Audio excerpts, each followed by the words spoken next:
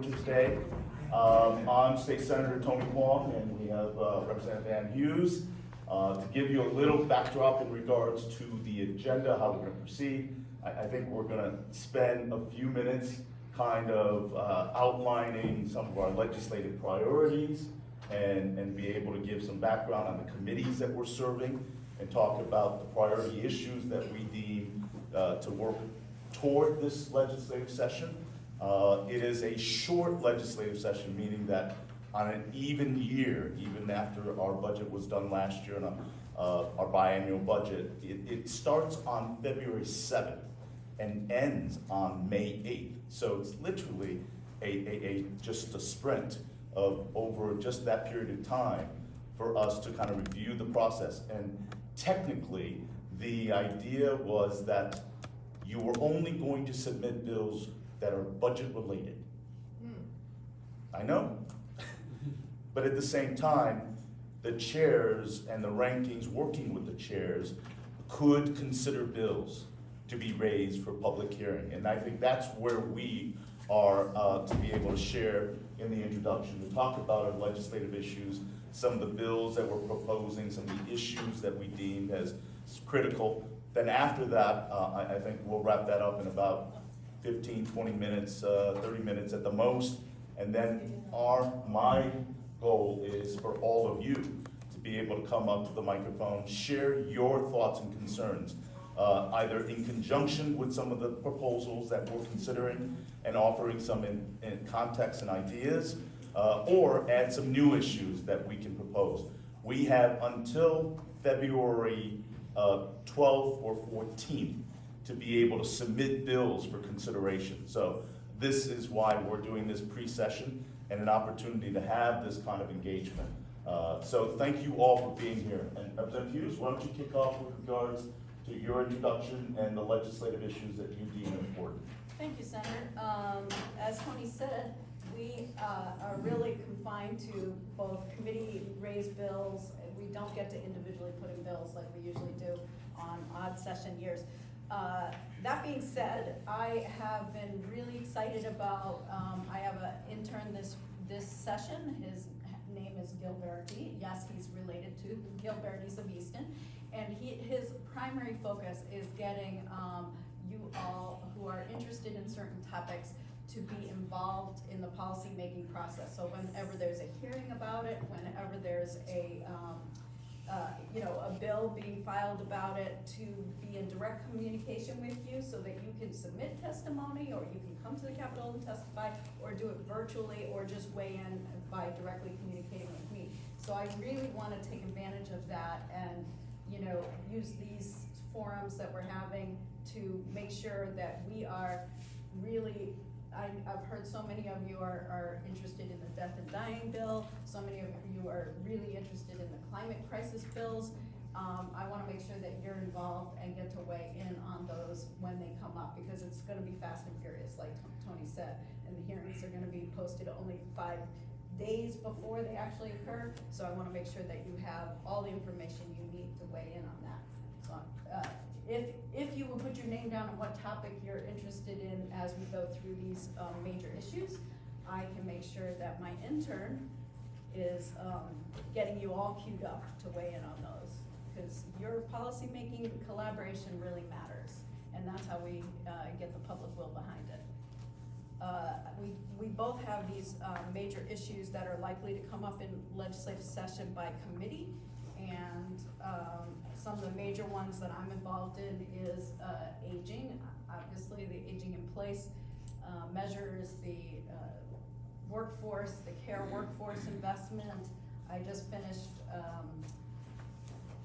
chairing a committee on elder abuse, neglect, and opioid misuse, and recommendations from the home care industry, from victims of elder abuse and neglect, and especially financial fraud, how to move those recommendations forward in legislation. I know Senator Hwang is very interested in that too, so I'll be involved in that. I'm on the Aging Committee, also Human Services. We're going to be looking at really increasing the Medicaid reimbursement rates, because even though we have one of the best states in terms of expansion of what's covered under Medicaid, including most of our long-term care services for our elderly. The provider rates are so low that a lot of providers, Medicare and Medicaid, won't take new patients because we just don't pay enough. So we're looking at raising that rate through human services. There's some other human services bills that we are very keen on, which include, just like last year, protecting reproductive justice.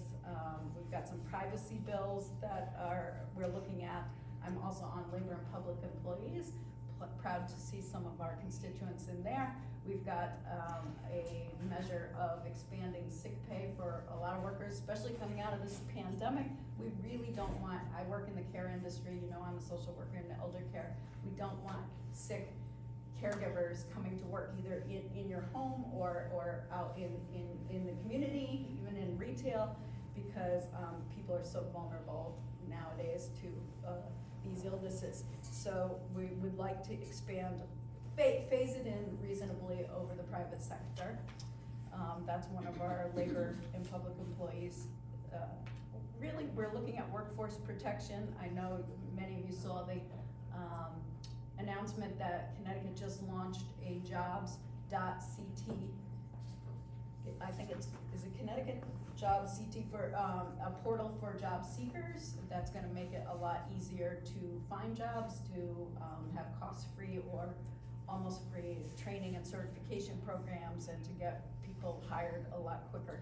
So that's what labor and public employees is about, but I'm also really keenly pushing on the offshore wind industry to responsibly speed up our renewable energy supply, looking at ways we can utilize the Inflation Reduction Act. I'm a member of the task force of the elected officials of America, protecting America's energy security, to look at direct pay incentives from the federal government to stand up renewable energy for our municipalities, for the COGS, for big projects to reduce our carbon footprint, to reduce our reliance on fossil fuel, and to reduce our energy costs across our communities. We pay one of the highest energy rates, electric rates, in the lower 48.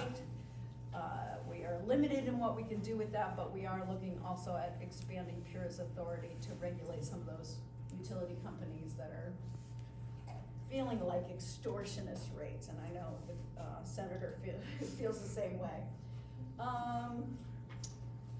Yeah, so we're also looking at really ways to meet our climate goals. Connecticut, I know this is gonna come up, but we have one of the worst 3 asthma capitals in the country, and a lot of that is coming from our transportation sector emissions. How can we reduce our climate emissions and our carbon footprint and really have an habitable planet for our kids and our grandkids? And we've held some Connecticut League of Conservation Voters forums. I've held a Young Person's Climate Forum. This is top of mind, top of concern, is how do we meet the existential threat of the climate crisis and accelerate our mitigation plan and our climate goals. So I know that the legislature is going to take up some meaningful policy making along those lines. I'm also looking at tax fairness. This ITTEP report came out just last week, that Connecticut at the 2023 income levels, our senior taxpayers are excluded, but in terms of state and local tax shares of family income, we're in the bottom 20 states in terms of tax fairness. And so I have some really interesting handouts for you on that, and we're gonna look at increasing some sort of child tax credit, some sort of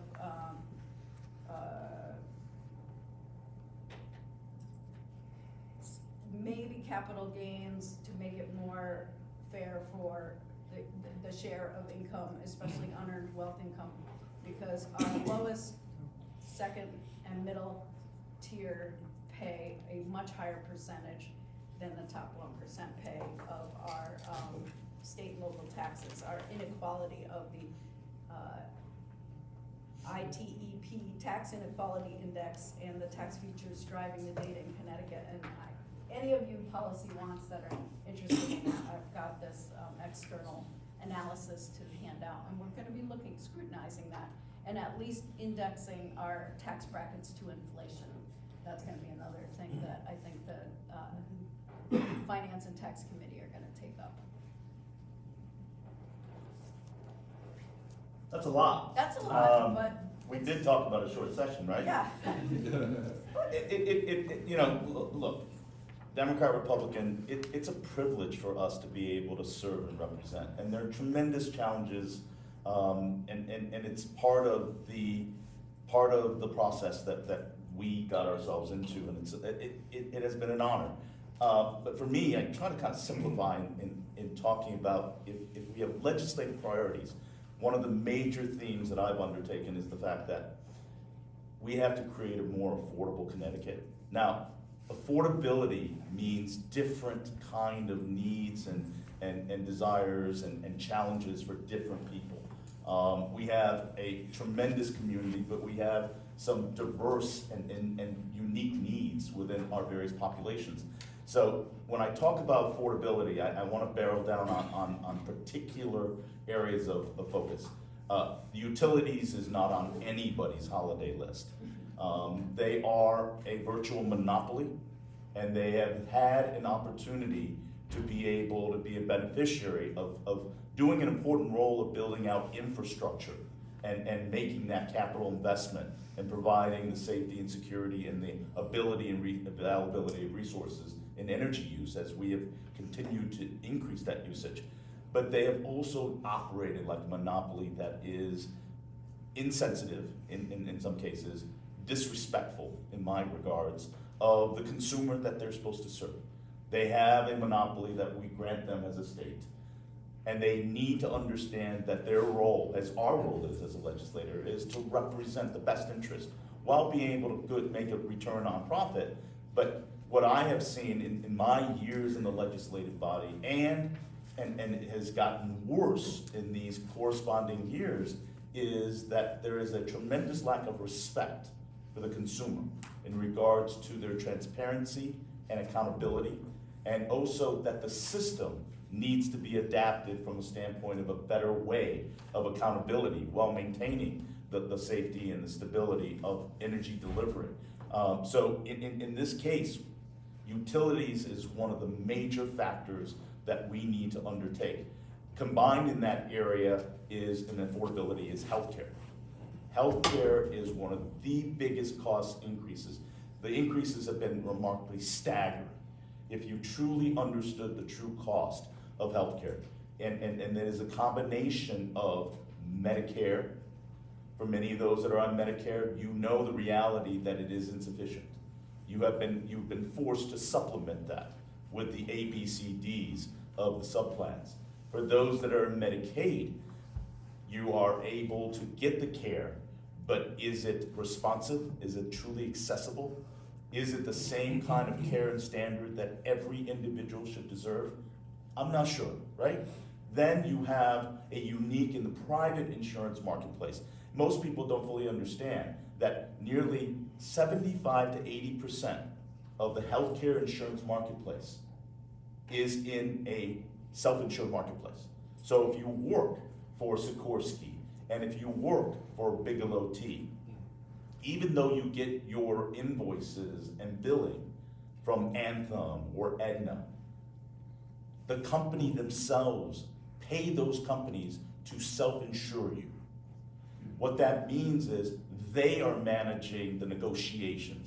They're managing the rate assessments and negotiations back and forth. So you may have increases if you work at a company and they're self-insured to get some incremental increases in copay and prescription drug cost increases. But it's not even close to those that are looking at individual marketplaces, small businesses, independent contractors. That is called the fully insured marketplace. That's about 15% of our marketplace. And those individuals and those small businesses have had to endure virtually double-digit increases virtually every single year. I've talked to business owners and independent contractors that virtually have said they are paying $10,000 a month in health insurance cost that is virtually catastrophic care. And that is also wrong in regards to how we maintain cost. So when I look at utilities, when I look at healthcare, those are two big multipliers in affordability. Like I said, it affects people in different ways, but it's a huge element that we as a legislative body need to tackle. And I'm encouraged to say on these two areas, it's bipartisan. You know, the solutions may be different in our perspective, but we're trying to get to a solution and we're unified in that. So truly understand that for us as a legislative, even on short session or long session, this is an ongoing discussion. And there's a lot to be learned in relations to the marketplace sophistication. Another area of focus for me is to look at tax relief. Now, we're gonna boast, and we all have, and it is truly a bipartisan effort, to have a $600 million tax cut in our budget, in this biannual budget. It's mostly a middle-class tax cut. There's some earned income tax credits, but I believe we should do more. We should explore the area of, it's amazing to me that we're one of the few states in this country that have a motor vehicle assessment tax. It's unfair. What I mean by unfair, what most people don't realize, if we have the opportunity and the great privilege of living in Easton, in Fairfield, motor vehicle property taxes are based upon your mill rate. But if you live in communities like Hartford, Waterbury, Bridgeport, your mill rate is 68. And it's unfair. And you say to yourself, this system is wrong. Why does it exist? Well, it exists because it's an end-around way in which the state placates our municipalities. Your motor vehicle tax dollars goes to the state and comes back to your municipality. And our municipalities have gotten used to that tax windfall. So we've not been able to get rid of it because our municipalities have grown dependent on that tax revenue. So it's one of the complexities that we need to address, so I think that's one of the things I look at tax relief. Another thing that we did and learned was 3 years ago, we considered the idea of being able to provide tax relief, income tax relief to our retirees. We're one of 3 states in the country prior to the change in legislation that taxes our seniors on their pension, retirement income, and IRAs. We were able to make provisional changes on a tiering process to be able to make reductions. First, we began with special groups like teachers and other areas of service. But I'm happy to report 1.5 years ago, we created a plan that eliminated taxation of retirement and pensions, Retirement income, yeah. right? But there's a little bit of an angle here. If you, as a single, made more than $70,000, so if you made $70,001, you got no relief. And a joint filer, if you made $100,001, you fell off the cliff and there was no relief.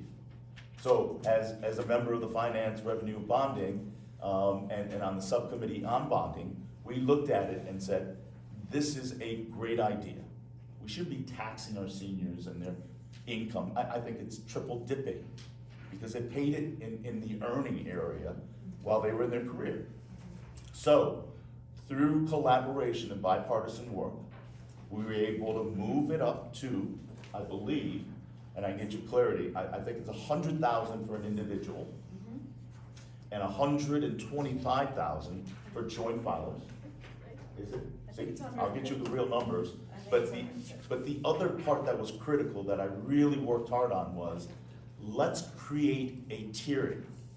So if you made 150 as a single earner, then lower it to 80%. And if you made 200, lower it to 60% of taxation. I think the cliff was like $400,000 in earned income.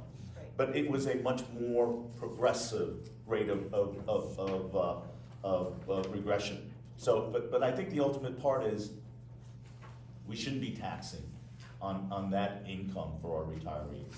So the other factor that I'm looking at is from an affordability.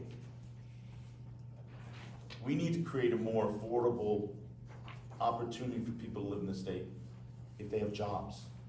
And if we have businesses to be able to provide taxing revenue.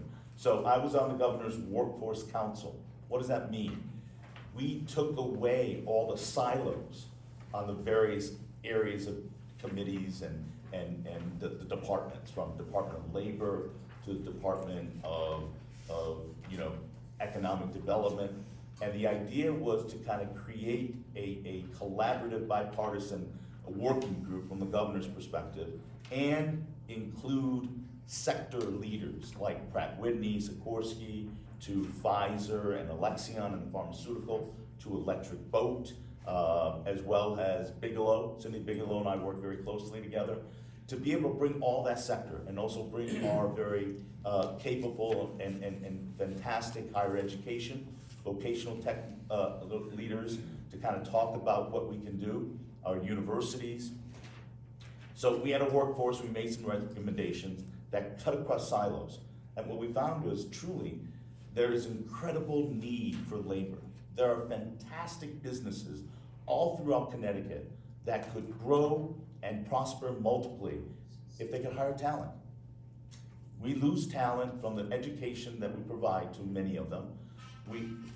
Sorry. Right. But we also need to move away from just simply 2-year, 4-year college education. We looked at apprenticeship programs. We looked at vocational technical. We looked at coding. That doesn't always require a 4-year degree. We looked at healthcare employment in regards to some of the ancillary healthcare support.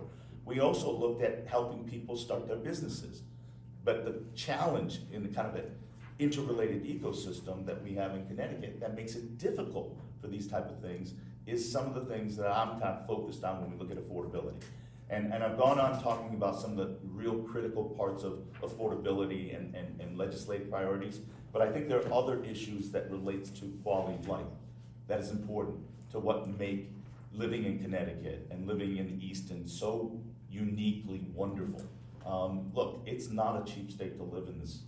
It's not a cheap, opportunity to live in the state. There are challenges, there are frustrations, but when I drove around this morning and just saw how beautiful, with the snowfall and how beautiful the open space that we have, it really is that kind of a trade-off in quality of life that are essential. So when we talk about that, environment is going to be very important as a legislative debate, not only from a standpoint of climate change and its impact and how we're going to adapt as policy and take proactive plans. That's ongoing in the discussion, but I think we also need to look at creating open space, looking at balancing the real push for housing. When we talk about housing, it's affordable housing, not density housing. And I think that gets confused sometimes. I think the other part is density comes in with infrastructure changes.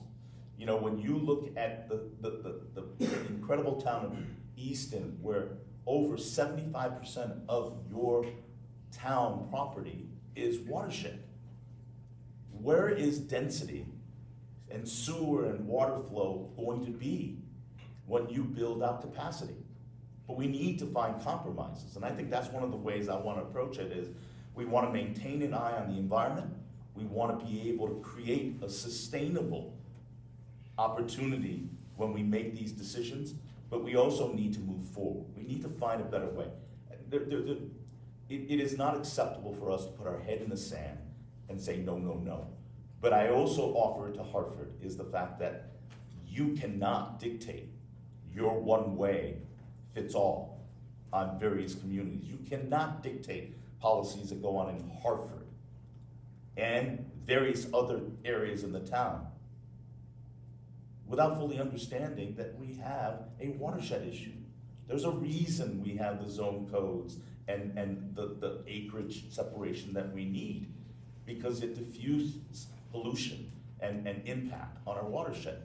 So when I talk about environment, it's about sustainability, it's about being proactive and being respectful, but it's also being able to balance some of the real modern progresses and progressions that is being beaten down on our path from Hartford.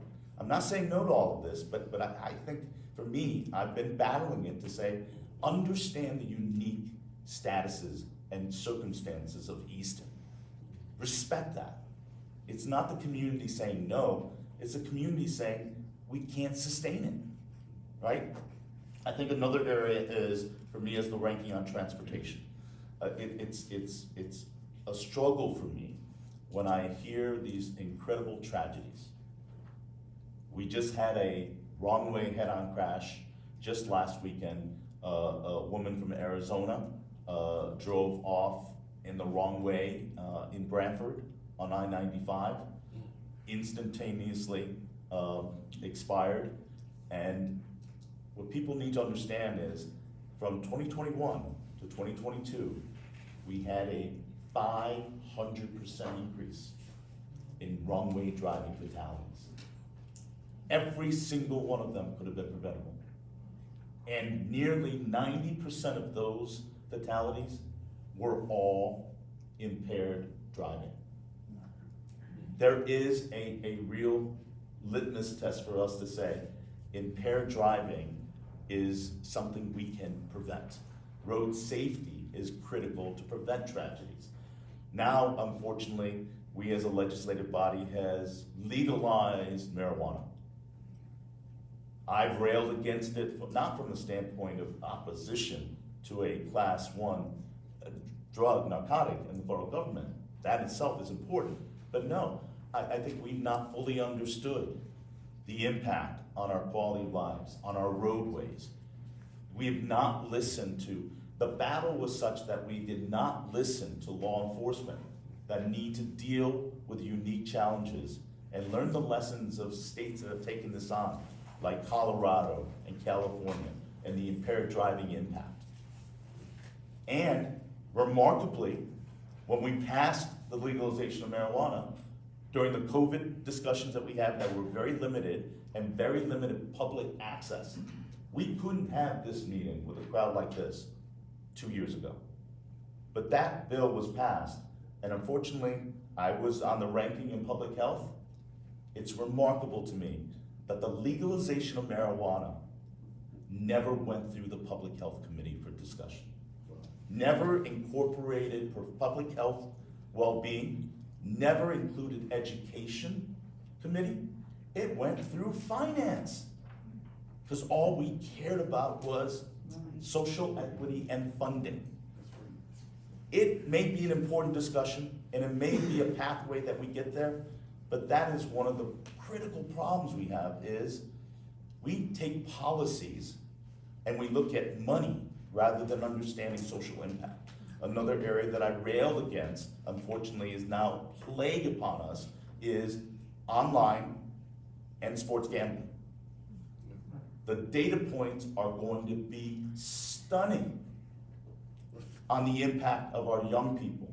You can't watch a sporting event now without having parlay games onto your phone.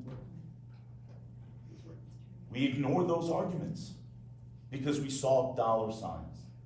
But at what price? So for me, it's about the quality of life that we have, balanced with what we need to provide revenue and critical services. But it comes back down to what I said: we can pass all the bills we want in transportation. We can build better sidewalks, we can build better roadways. Those were all critically important. But as I said with the governor, and he agreed with me, you can't legislate common sense. It needs to come from education. It needs to be a process in which community engage in these conversations. So one of the provisions that we did pass out as part of the Vision Zero bill, and a true bipartisan effort, was the consideration of installing speed and red light cameras. Now, we had a tremendous debate in regards to civil liberties, Big Brother watching you, social equity concerns, and they were all legitimate concerns. No denying it. But we also saw rashes of near-death accidents or just incidental accidents that occur because of a disregard of speeding through our roadways, running red lights. Here's what's remarkable. I talked to law enforcement. I said, does yellow mean you better hurry? And I'm telling you, this was a surprise to a lot of people. Yellow means stop. You combine that with cars that are remarkable technology pieces, but it literally does everything except make an espresso for you. Yeah. But here's the challenge. It gives you a false sense of security. The automatic stops and all that.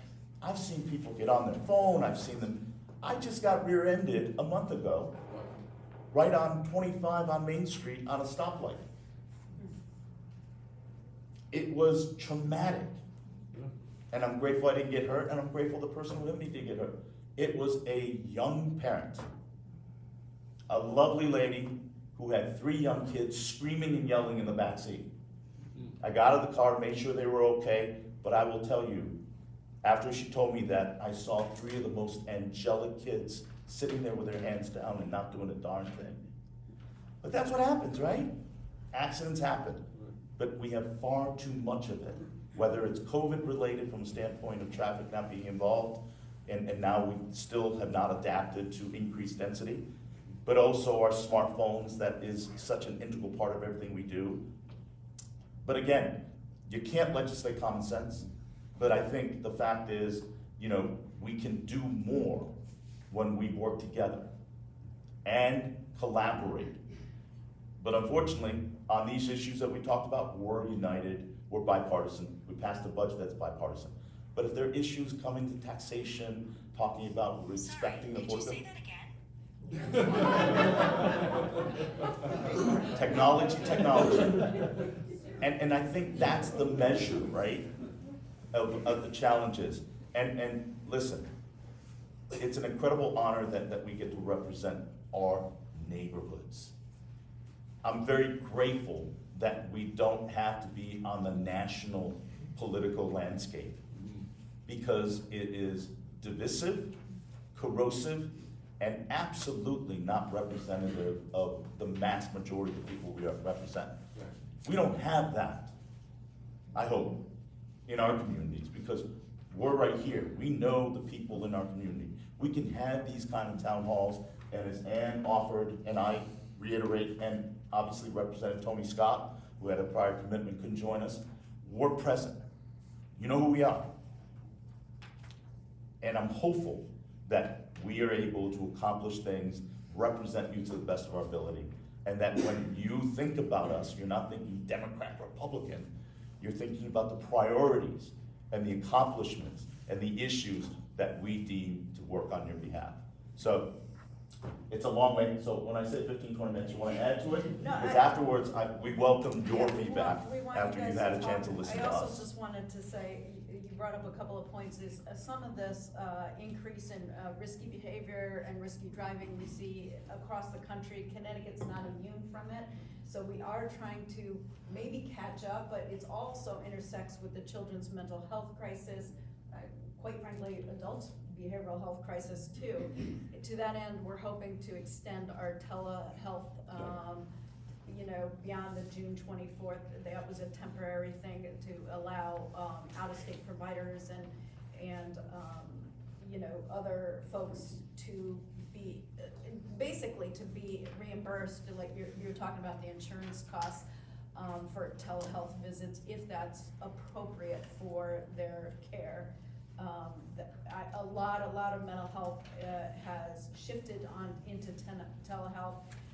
We've also authorized children's schools-based health centers and screenings, and we're considering proposals to make sure that they get reimbursed to the extent the federal law will allow from federal funds. So we're really trying to maximize, especially the federal resources we can bring to Connecticut, to our communities, to front load some of these needs as much as possible while we have, you know, those resources to draw on.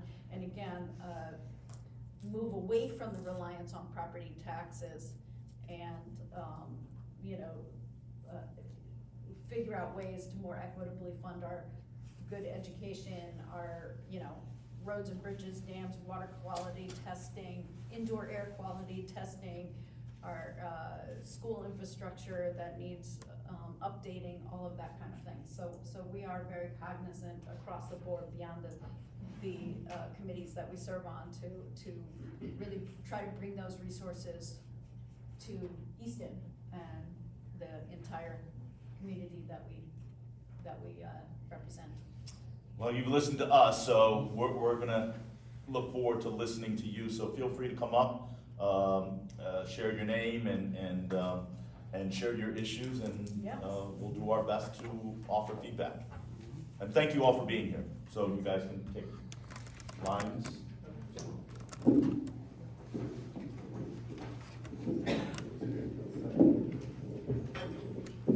But I'm Jeff Becker. I think many of you know me. You've heard from me before.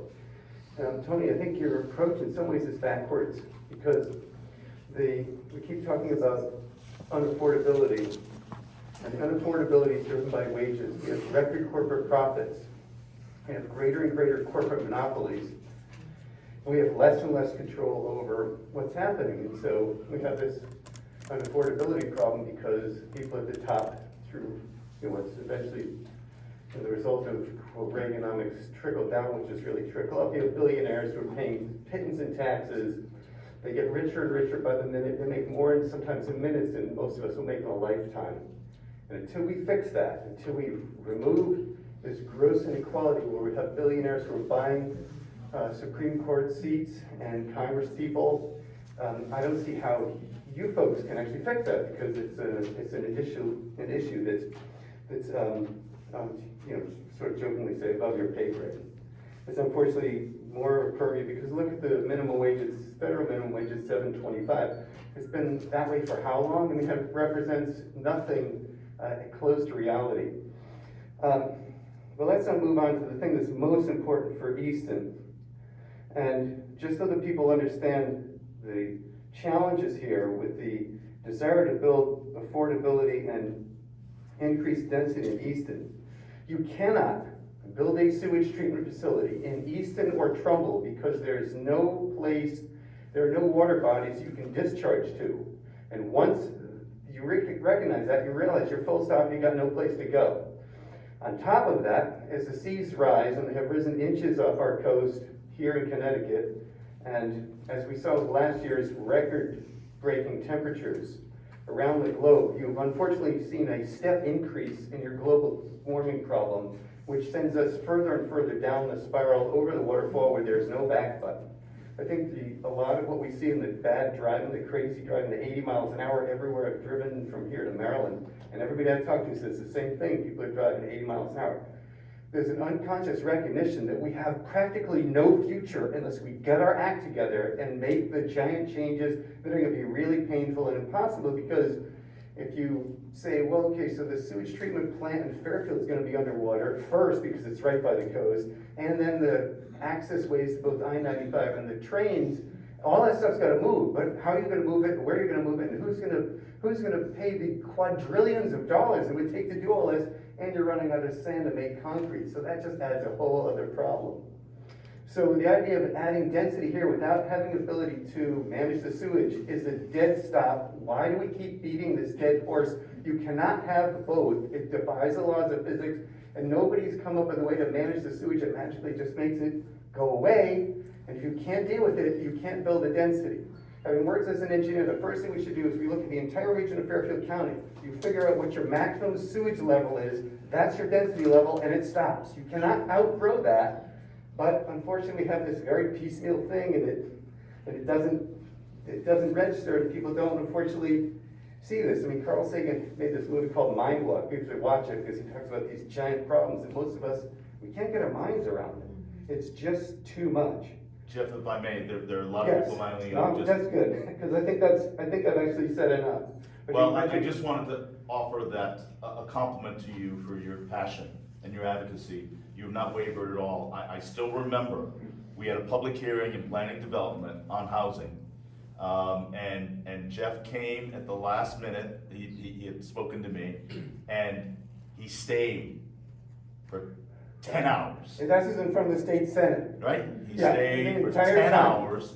He was the last one to speak, and I was so proud to be there with him to hear the same things he's talking about right now. That was good And that I day. hope those views get heard from sustainability. Like I said, we're not looking to say no, but you gotta understand the practicalities. And I proposed a bill to say, look, you wanna build density, but you've gotta consider unique communities. So I proposed a bill for the last 3-4 years that communities with 70% watershed should get some exemptions from the 830G requirements and density. And So Jeff, thank you.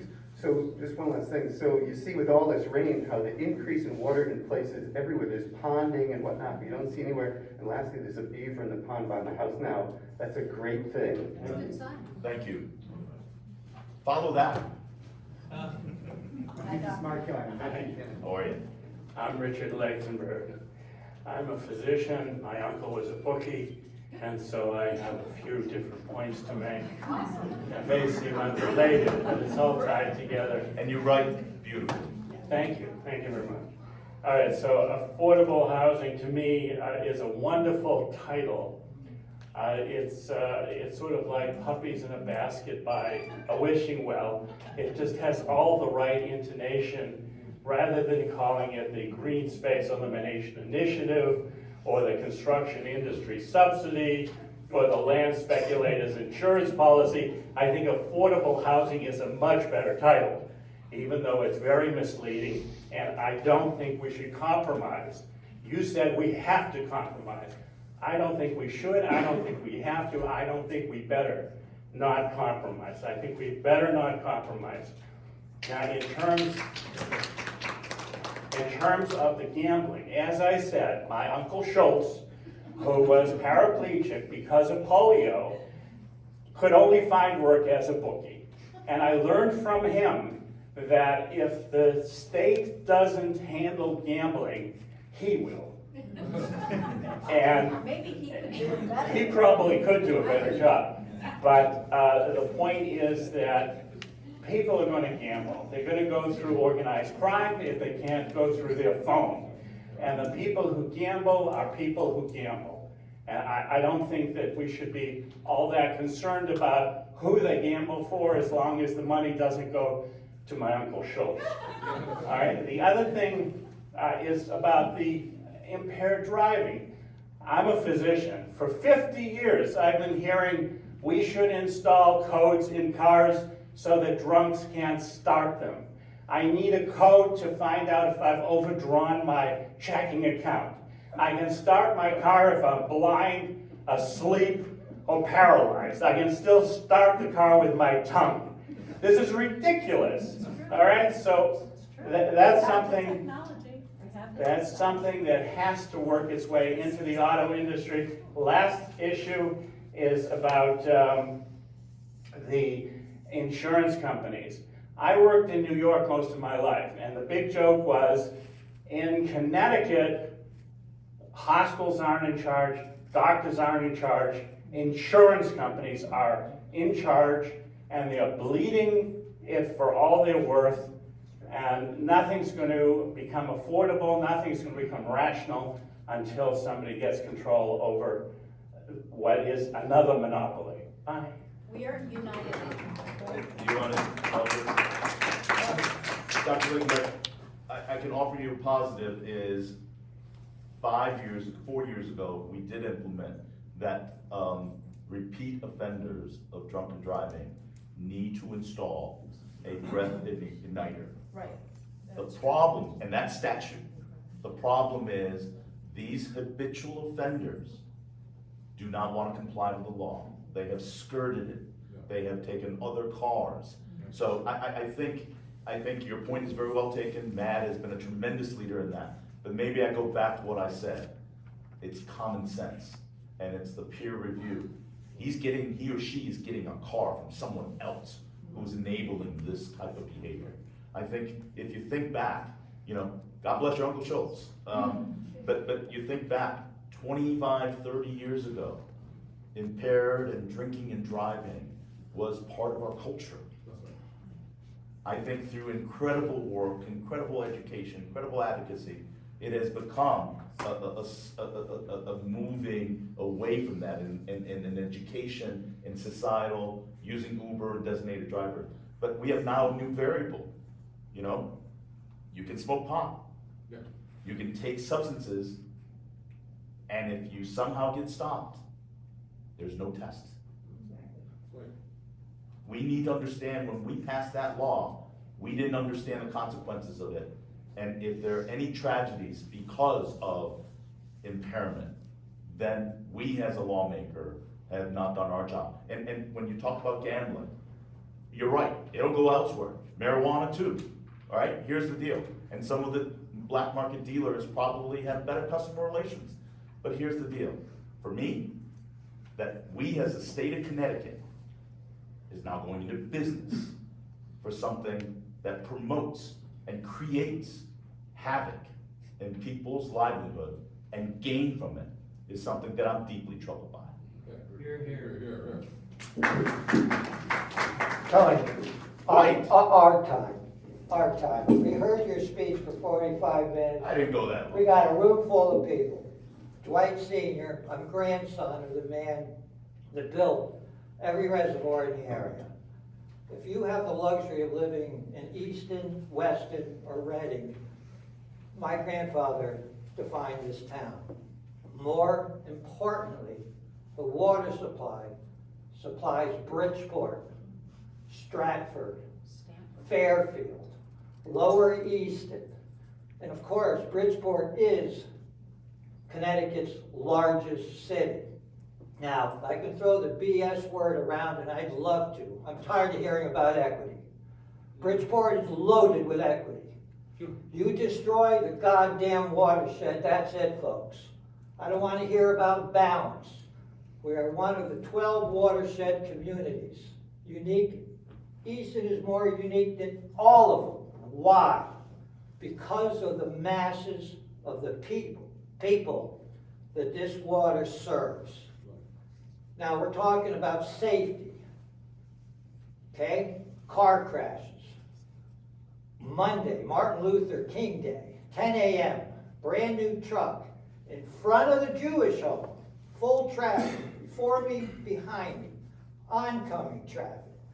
I look in my rearview mirror, here comes a Mercedes 5 Series up the middle. I look at Bandit, my dog, Bandit, passing lane. This guy was in and out, hitting the freaking brakes in between every single car, punching it. Flushing out the smoke. When it went by, I'm in the dip now, just past the Sacred Heart training facility. I look in the mirror, oh my God, he's coming around me. Full traffic. It's a little wider there. When he came by me, they came by me. Their heads weren't this high off the freaking steering wheel. We're talking 14 and 15-year-olds stealing a car right out of Easton. What the flying F are we going to do about the effing crime going on around here? When are you guys going to go to effing bat for the goddamn citizens? This kid had no regard for life, personal property, forget safety. This is how they learn to drive. Let's not talk about how the hell they got here and how they got here so quick. 3 or 4 goddamn years I asked the Board of Selectmen, are you guys taking a proactive approach or a reactive approach? Guess what? 4 years later, you guys blow effing smoke. When the hell are you going to go up to bat and serve the children of the goddamn greatest generation? We are being thrown and discarded to the side of the goddamn road. What, in the name of equity? you know what, Dwight, thank We're you very talking- much no, for your no, no, passion. no. But, hold on. This is a Let me legitimate share with issue you. as far as public safety. I understand that, we. I come out blazing with both barrels, I've said my piece. Watershed, safety. Thank you, and I just wanted to share, thank you for your viewpoints, and Ann, you can offer, but I also wanted to be respectful of the language. This is being videotaped, and it will be shared publicly through a whole range, so I would ask for that kind of consideration. Voice your passion, it's incredible, your points are very well taken. I think we need to address juvenile crime issues, but we not only need to address juvenile crime from the current effects of it, but we need to fully understand what are some of the causes of it. I don't think we can solve the problem simply looking at the cause and remediation of that. That may be a short-term solution. We need to do a better job to understand the cause and some of the issues and create solutions to prevent these type of things. So that's just my points on that. Crime and you know, street racing and all that is incredibly important, but nevertheless, we have to get to the root of crime and not just simply look at punishment. So that's my point. But thank you for your passionate advocacy, but I just wanted to be respectful. There may be other people, maybe young people listening. Hi, Michael. Hi, Michael. Hi, Ann, Tony, Mike Licanelli, thank you very much for both of your efforts to tackle all of these issues. I'd just like to talk about climate change and utilities, something you guys both brought up. And I think it can be summed up very simply that the state of Connecticut is owned by Eversource. Eversource runs the show, they decide what's what, and I do work in the renewable energy industry.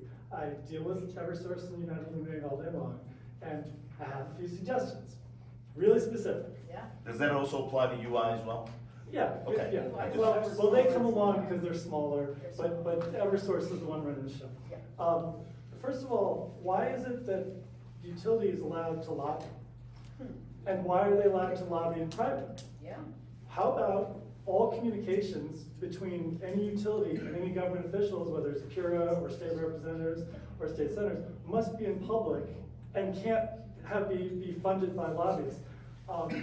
You know, I know they said, the Supreme Court said corporations are people, but that would go a long way, because what happens is you guys work really hard on legislation, and then at the last minute, at 2 o'clock in the morning, on the last day of the session, Eversource walks in, gives their changes, and then they wipe out anything that's good for renewable energy, anything that's good for utilities. So until you address the root issue, it's kind of like all kind of wasted point. But with that said, a few really specific thoughts for this legislative session. There's a property tax bill for renewable energy that needs to just clarify. There's been this confusion for the last 5 years, which I'm sure Eversource is really happy about. It would be really nice to just say, hey, if you're gonna do a solar project that's this size, here's the annual property tax. Right. And then just pay it to your local town, and that's it. That's Just it. fill out a one-page form, Mhm. and that's it. That would open up tons of efforts. Number two, Eversource and UI get all these applications for solar projects, and they take 6 months, a year, 2 years, 3 years to happen. How about having them hire a few more people to process those applications and get them done? That would speed renewable energy. If we really think we only have 10 more years left before the world falls apart, you know, it'd be great to not wait 11 to get the interconnection application done. And then the other piece would be, there does need to be some funding put in to upgrade the grid. There's lots of places solar would be great if they would just extend the lines another mile or 2 miles. And the increase the caps. Yeah, if there's going to be EV charging, and I know there's something about EV cars coming up, whatever, but if you want to have EV cars, you need the EV charging, and if you have the EV charging, you need to have that in place. So those are things, but one thing I'd like to leave is this thought for everyone. There is a provision in Connecticut state law that says that if a town wants together, or a group of towns want to get together and buy the utility We apps, gotta do this.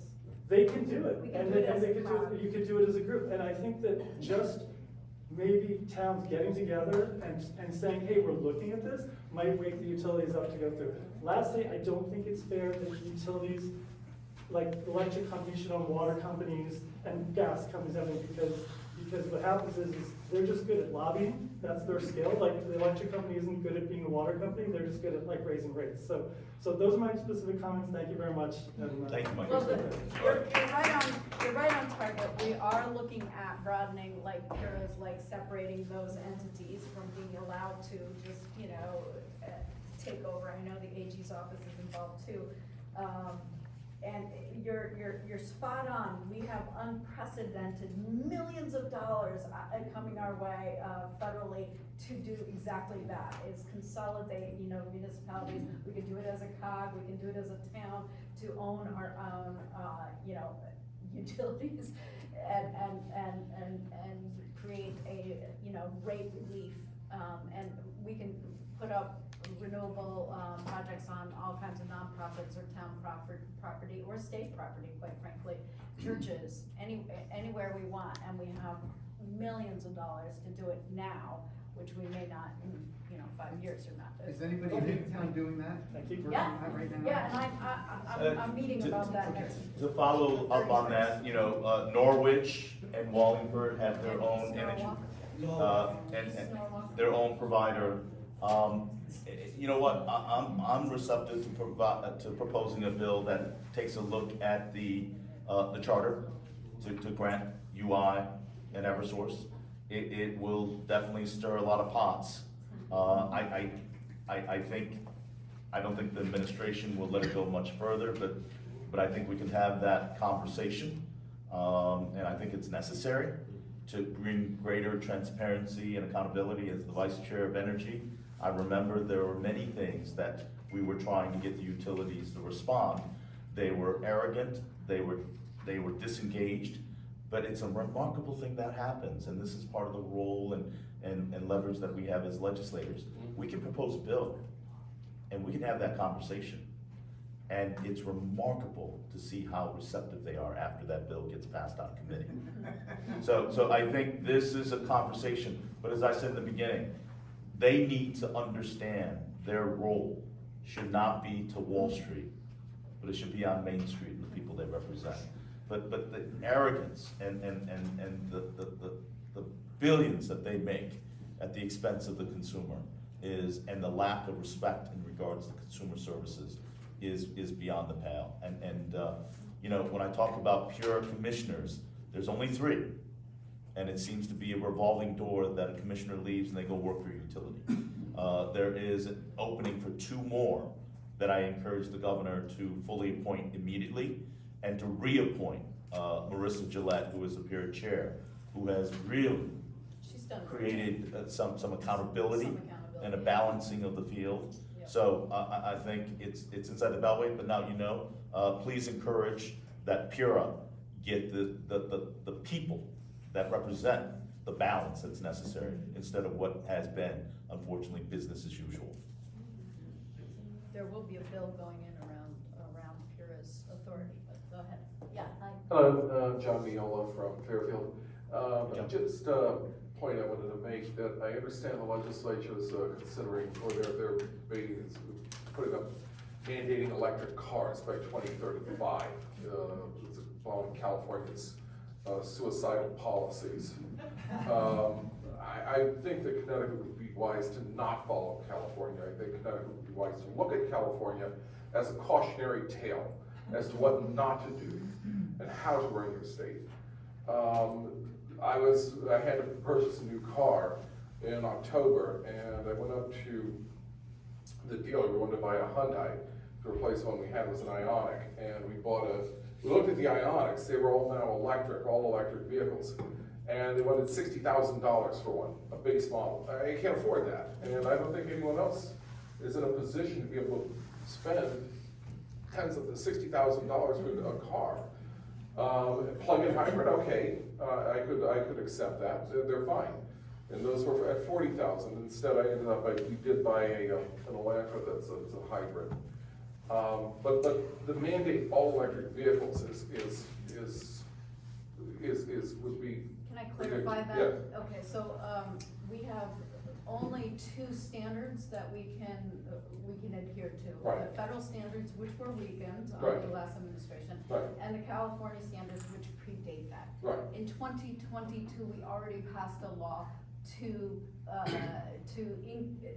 meet the standards of the stricter Right. emission standards. Correct. So, we already passed that law, that's not a new law that we're looking at. What we're looking at is a way to phase in Right. meeting our climate goals Right. on the emission standards, which Right. mean that by 2035, Mhm. that all new vehicles, in Connecticut, new vehicles, not old vehicles, must meet those carbon Which emissions. means they'll be all electric. No, they could be hybrids, they just need to, they could be any of the newer, technologies to meet the emission standards. Doesn't mean they mandate to be hybrid or electric, they must meet these higher standards if we're gonna meet our climate goals.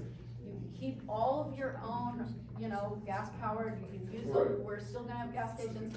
It exempts all farm equipment from our working farms. Mhm. It's trying to really reduce that emissions that is literally killing, especially children who live near I guess my point to you then is why are you not taking this up with China and India? We're building coal plants like I this agree. tomorrow. No, I agree.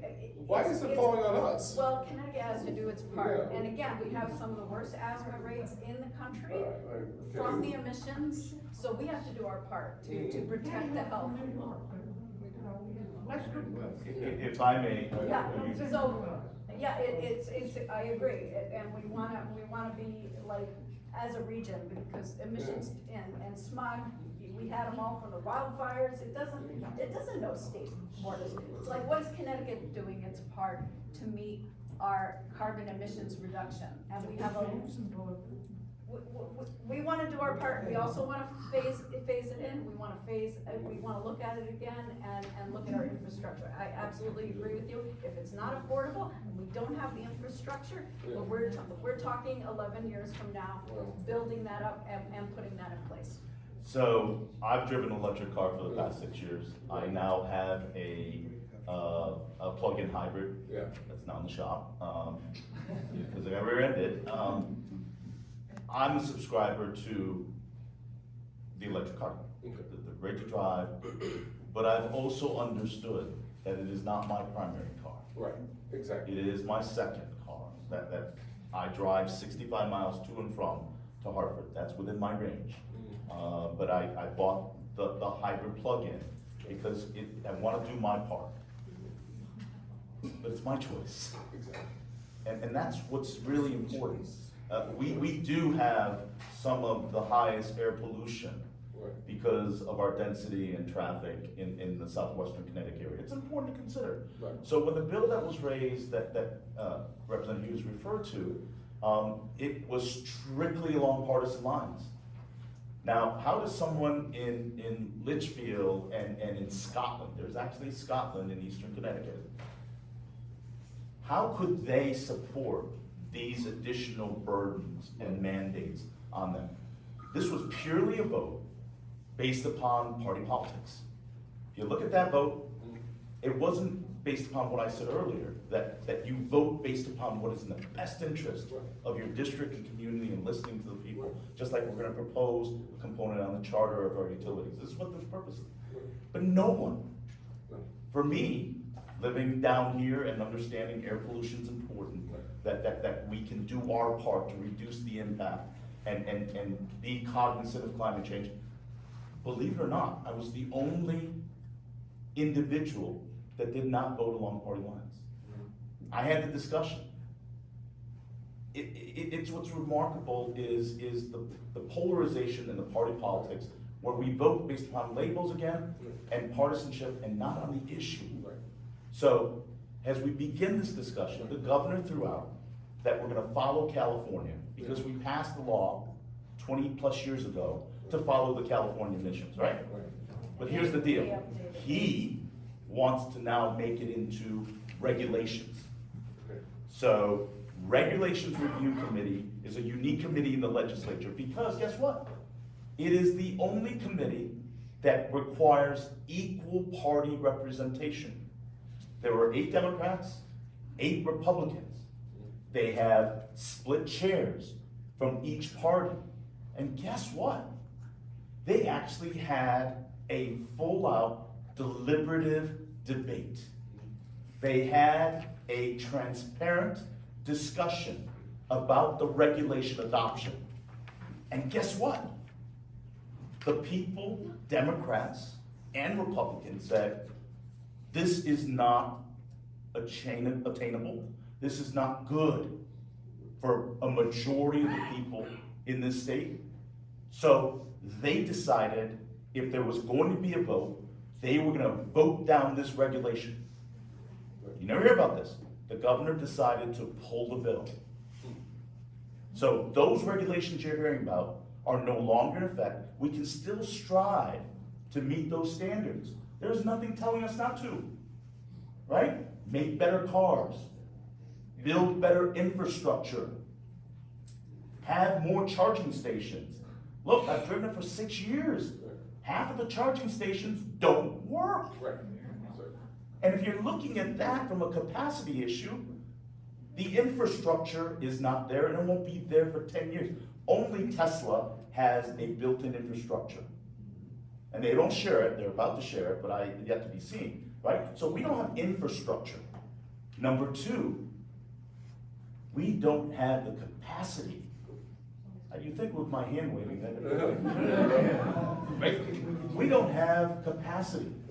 And if we don't want 180-foot power lines running through our open spaces, electromagnetic fields all around us to meet capacity, how are we going to address it? We haven't even come close to addressing it with this mandate and a must. Those languages seem like an awful lot of government telling people what to do. Even though I subscribe to it, I've supported the idea. So number 3, here's the deal. Teslas are freezing in Chicago, right? Is it truly efficient from a standpoint? If you truly want to look at sustainable energy, why are we not talking about hydrogen? We are. Right? It's about that too. Why are we not mandating that? Not ready. Right? It's not ready for prime time. Number 3, we want to talk about truly carbon-free energy. Right? You've got to create an infrastructure. And the third thing I said, as a supporter of this initiative, is the fact that you need to let the consumer and the manufacturers, who will be driven by market and consumer reactions, to truly implement it. Now, government has a role to kind of nudge it along. When I was the vice chair of energy, we looked at California that promoted aggressive carbon reduction of our energy production plants. You know what? In 20 years, they haven't even come close to meeting those standards. Right. So here's my point. Support it, raise awareness, enable the technology, build the infrastructure to accommodate it. We're not even close. Then why are you using the words of mandate and must? I think, Ann, you articulated, they must make that change. Well, And it's unaffordable. Look, not Exactly. everybody, the average price of an electric car Right. is $50,000+. I'm sorry. we want to also push the industry, like we just heard. Industry won't do it unless we push them. To say we mean business, and say you must sell carbon reduced emissions that meet the standard. But- How you do that, and you must make it affordable, we've gotta tell them that Connecticut means business. And the last 2.5 years, the industry has gone full out. GM has said, we're Yeah. going all in. Right. Ford, all in, right? Yeah. All the different cars. But guess what? And government enticements and regulations have enabled that. But guess what? GM says, you know what? We're not selling the cars, we're really debunking this, we're gonna scale back. Ford is now disengaged from their electrics, okay? And you know, Toyota's looking at an extended battery and hydrogen, Yeah. right? And now I think there's been a consolation or a conciliation discussion to say, perhaps, because right now, the original reg review bill did not even consider the EPA standards. It did not consider the utilization and the allowance of hybrids. Perhaps in this approach, it will now. Yeah, it will. But here's the other big problem of a lack of transparency. Right. We're gonna jam in a possible special session. Yeah, Before the legislative process, right. in a one-day vote, yea or nay, in a majority, and they may let some people go because there's such a supermajority, but they're gonna cast one special session. I was told when I first came to the General Assembly, special sessions were one of a kind.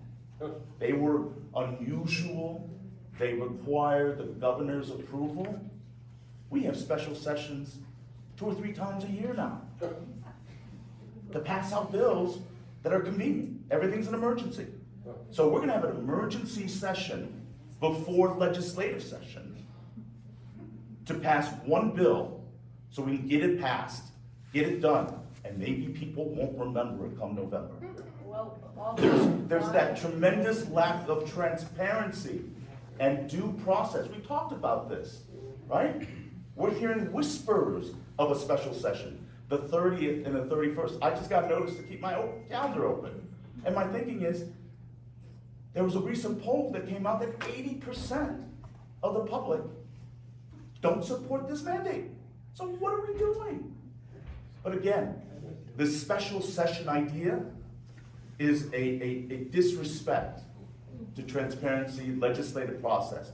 It may be the greatest idea in the world, okay? For those that are opposed to it, may be absolutely proven wrong 50 years from now. But the fact is plain and simple, just because government thinks it's the best idea, you shouldn't jam it down people's throat and say, take it. That's my point. And I say that as an individual that supported the measure, believed in us going to an alternative fuel, alternative in energy. I've subscribed to it. I've driven and had to find charging stations. So I'm a believer in it, but I also am a realist to say, you know what I may be able to afford, what I'm willing to do, may be different from somebody else. And if you're gonna make school buses, you're gonna make lightweight trucks, what are you gonna do to small businesses that have to overhaul and replace their existing vehicle fleets? Disrespectful to businesses. Thanks. Just one point, I want to additional follow, just one point to this, the gentleman's point. The reason I had to buy a new car is because an unlicensed teenage driver stole Dad's Beamer and crashed it into the mountain. I hope everybody's safe. But we got a nicer car, so thank you very much. Hi, June. Hi, June. Hi, Julie. I know both of you know me, a lot of people in this room know me. Passion is protecting the watershed, and we've been here many times. I'm actually gonna give you our past work on this, which I'm sure you've all seen. Hi, June. But we really do need to figure out how we can do affordable housing without doing high density. And I'm gonna give you this example. Many of us testified in last session, and Marilyn Moore was rolling her eyes while we were testifying because she didn't believe this. She had a round table, we went, and we sat down with her and explained exactly what was going on till she got it. And she actually volunteered to help us. And I think that's where what we have to do, because as soon as you put this in front of people, they say, oh, you just don't want affordable housing. And that's really not what's going on. And until the 13 watershed towns that are in Connecticut come up with a way to do it, no one's listening to us.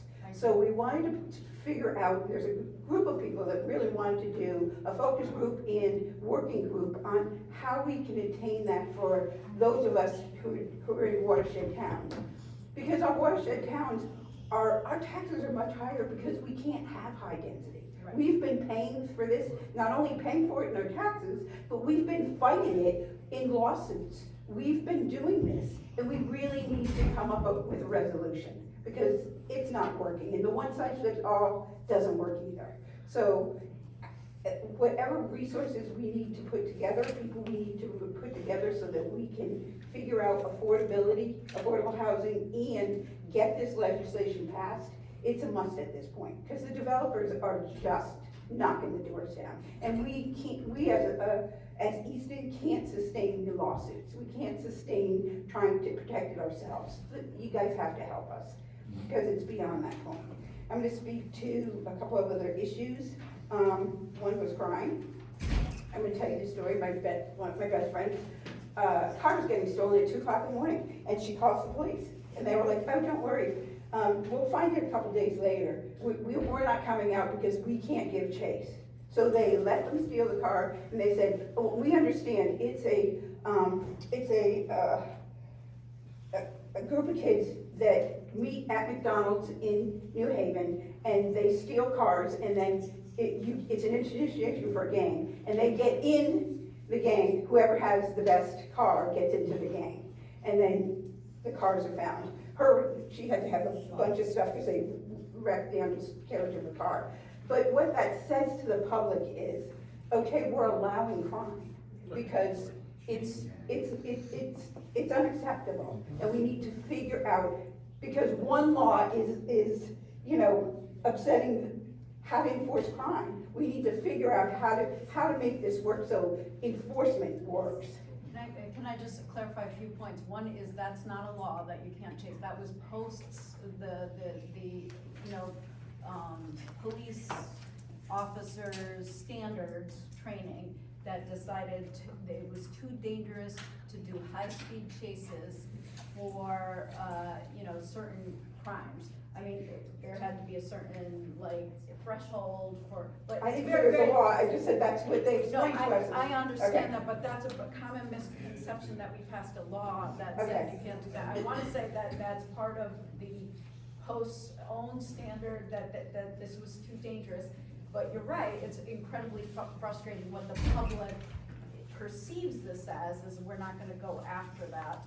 And we Well, have to- they did. Thank you, June. Yeah. First, we had this to 4:30, but I'm more than willing, and okay, staying to take on all the other viewpoints. Thank you for being here. But I do want to make some kind of statement on that. We passed out the police accountability bill in the middle of COVID without transparency from a standpoint of input from law enforcement and the broader community. Because it was a COVID hearing, and it was a 6-hour hearing, and then a vote was cast in a special session again. Here's the problem. You're right. The not giving chase is not in the post standards. Well, it is. But you have removed qualified immunity for individual law enforcement. That was one provision that was put into a removal of that from the bill that gave law enforcement the opportunity to do their job.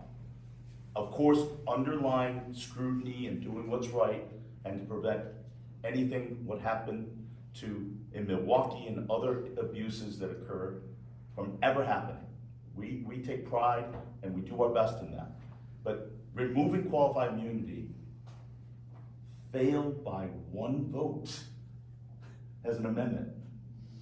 One vote. So upon removing that qualified immunity, many of our law enforcement, unofficially and off the record, says, I'm not going to chase. Perhaps if I get into incidental accidents and all that, I am not only personally liable because of the removal of qualified immunity. Throw back qualified immunity, give some degree of protection. You will see more emphatic and stringent law enforcement of the rule of law. So, let's go at it, let's go at it. I need to just Would you clarify- support that? I need to clarify, qualified immunity was not blanket. It was for use of excessive force or abuse of power outside the scope of your training. And that's very, very important to And would you understand. join me That's in very offering a important. proposal to remove qualified immunity and clarify the language you just articulated? Because the enforcement and the application is not defined. So perhaps we can do it on a bipartisan basis and create and address this issue. And then I have two. Right? So I just want to respect the other people behind. Right, but I want two quick points. One, you were talking about crime and issuing, and what's behind crime. And I think that is getting married with, we need to really do a lot more with mental health, because that's tied into crime. And we really, really need to take a look at that. And I don't think that's just telehealth. I mean, we need to really look at that. Totally. And then, one more quick issue about marijuana. We issued that when we weren't ready. Just like, you know how many drinks you can drink before you're drunk? We have no idea how many joints you're smoking in. And education is huge. So we need to, before we rolled that out, we should have rolled out education with this, because it sends the wrong message. And marijuana impairs your fine motor skills. And when you're behind the wheel of a car, that's a weapon. And it really I agree with you 100%. I want to be clear that the decriminalization and the legalization of cannabis was the #1 priority to try to get this fentanyl deaths off of our, impacting our young people. That there was way too much illicit use of, bad products laced with all kinds of very dangerous products. We wanted a highly regulated, highly tested market that was not to kids, that was, But now we need to educate, because we're seeing the ramifications of Right. it, and it's really bad. To really, So- really control the marketing and for the recreational, akin to the way we do with the, medical. And that was the big push, because we were seeing ridiculous fentanyl deaths on our watch, so. I Thank just you. wanted to clarify that. Thanks, Jim. Hi, John Meyer, Easton. I'd like to talk about 4 topics, some of which probably haven't been talked about. Okay. The first is unfunded liabilities. And I think that I encourage you all to keep the spending guardrails in place to continue to pay down the billions of dollars in unfunded debt that we have for pensions. The second is bail reform. Although I agree with bail reform, and I think it was a very good thing to do, there needs to be some way to control repeat offenders. Can there be some sort of a multiple strikes and then bail kicks in? It doesn't have to be 3 strikes, it could be 5, it could be 7, but we need some number that gets set so that you don't have people that can just go out and break the law over and over and over and over again. Absolutely. The third one is on education. I know the state has passed a number of right to read, financial literacy, indigenous. What I would encourage, though, is that I don't believe that is a state function. Although they're all good topics and they should be included, I believe education should be at the local level. And if there are communities that are failing, then it should be brought out, and the community should be the ones that are making the correction, not forced by the state. The last thing is, I would like to see an update to the definition of the affordable housing. The goal is not affordable housing, okay? The goal is to allow people to afford housing. The current approach is to force housing to be affordable. This does not make economic sense in most communities. We don't say grocery stores have to charge 2 different prices to 2 kinds of people. We don't do that with most other products. So what we do is we say, let's make definitions of subsidizing. So one is, I would propose that subsidized housing, where the amount of the spending, for example, that a senior spends to stay in their home is less than 30% of their income, and use the same income definition, but allows, if the town has tax relief and other things to keep those seniors in their homes, not spending more than 30%, that counts as an affordable house. Right now, under the law, it does not count as It's not deed restricted. and it should be. The second is that I believe that communities should be allowed to subsidize workers in towns so that they do not spend more than 30% of their income from housing. So again, this would be some kind of a voucher. And I would state that communities could probably propose and have vouchers that their workers, people in their community could use, that would be much more effective than the state voucher system. If you read the papers and investigations, everyone can see how dysfunctional it is at the state level. Again, local does most of these things about affordability much more conveniently. Yeah. The third thing is the way the current law is written, you have deed restrictions. So it really isn't a solution. You're just pushing it down the road. So for example, Easton used to have affordable housing. Within the next couple of years, we will have none. because all of the deed restricted affordable housing is gonna come off. They were 10 years. You know, now people go 40, but it's still the same problem. You're still pushing down the road. So I'd like to see some movement in those kinds of definitions. Okay? Thank That's you. it, thank you. Take a look at the, some of the proposals and see what we can Thank improve you. on. Thanks. Hello, Hey, Jacob Conover. As Tony, you know, I'm involved over at Silverman's Farm, and my wife and I own Shaggy Hughes Farm. And I talked to you, Tony, about this at the Christmas tree growers ceremony that we had, and I'd really like to see you take another approach at the bill that was proposed in December of '22 that addressed education, higher education for people studying agriculture. yeah. As it stands right now, if you go to school to be a doctor, a nurse, a teacher, first responder, there's programs available. And ironically, none of those people, and anyone in this room would survive if it wasn't for people involved in agriculture. So I would really just like to see that, and I think you two are uniquely positioned. Fairfield County has one of the oldest Farm Bureau chapters in the nation, and we have a VOAG program. Yep. And it's incredibly disappointing to employ people at one of the two operations, and you can see folks that get really encouraged to do agriculture, and then we have a gentleman that went to UConn or is currently in UConn, and he's at the stage now where he's realizing that out of all those other groups that I mentioned that get education, benefits, agriculture is the one where you're going to make the least. And coincidentally, a lot of the issues that we talked about with the environment and conserving open space and all this other thing could be solved by someone that has an interest in agriculture or forestry or plant sciences, animal sciences. And you talked about education being one of the top of mind subjects for this session, but not once was agriculture or plant science mentioned. It was, if we learned anything during COVID, we didn't need someone that could code. We needed people to put food on our shelves. So that's my little spiel. That is being proposed, but I want Do to. you have, On the list so that I can, call on you to testify. so that will actually be a proposal, and I've talked to the ranking of higher education, Senator Kelly, who represents portions of Shelton and Jones Farms. So I think that will be a legislative priority. And thank you for sharing that. And if there's anything else you wanted to, I'm sorry.